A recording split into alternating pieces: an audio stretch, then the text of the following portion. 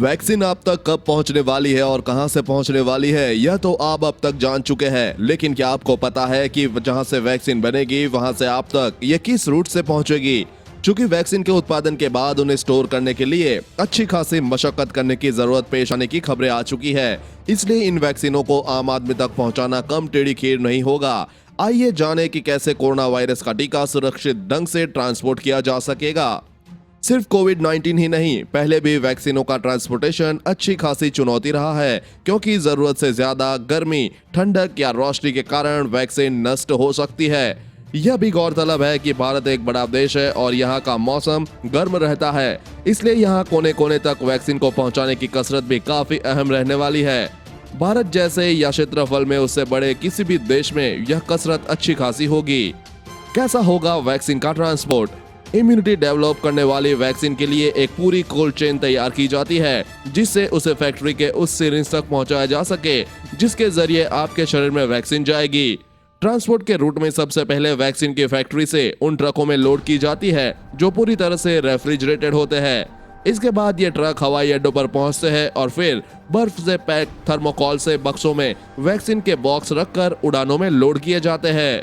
किसी दूसरे हवाई अड्डे पर अनलोड होकर उसी तरह के ट्रकों से वैक्सीन सरकारी मेडिकल स्टोरों के डिपो तक पहुंचती है, जहां कोल्ड स्टोरेजों की सुविधा हो। भारत में 4 दिशाओं में करनाल, मुंबई, कोलकाता और चेन्नई में ऐसे डिपो है। यहां से राज्यों के स्टोर और फिर जिलों के स्टोर तक वैक्सीन पहुंच जाती है।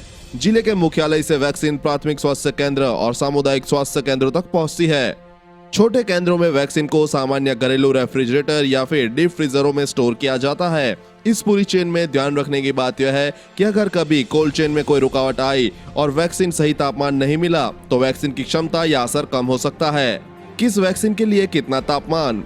दुनिया भर में कोविड से लड़ने के लिए कारगर वैक्सीनों में सबसे पहले फाइजर बायोएनटेक की वैक्सीन की बात की जाए तो -60 से -90 डिग्री सेल्सियस के तापमान पर स्टोर करने की जरूरत पेश आएगी, और भारत में इस स्टोरेज की सुविधा है ही नहीं। भारत ही क्या, ज्यादातर देशों में यह सुविधा नहीं है।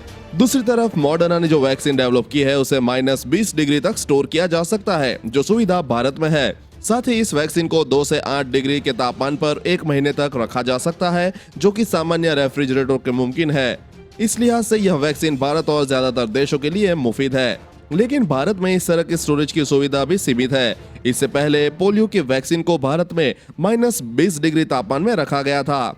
स्पुतनिक वैक्सीन के स्टोरेज का मामला भी तकरीबन मॉडर्ना की वैक्सीन की तरह ही है। वही एस्ट्राजेनेका और ऑक्सफोर्ड की वैक्सीन को 2 से 8 डिग्री तापमान पर रखा जा सकता है, लेकिन भारत में इसकी सुविधा होने के बाद यह अभी नहीं पता है कि इस वैक्सीन को सुरक्षित स्टोर करने के लिए क्षमता और कितनी बढ़ानी होगी।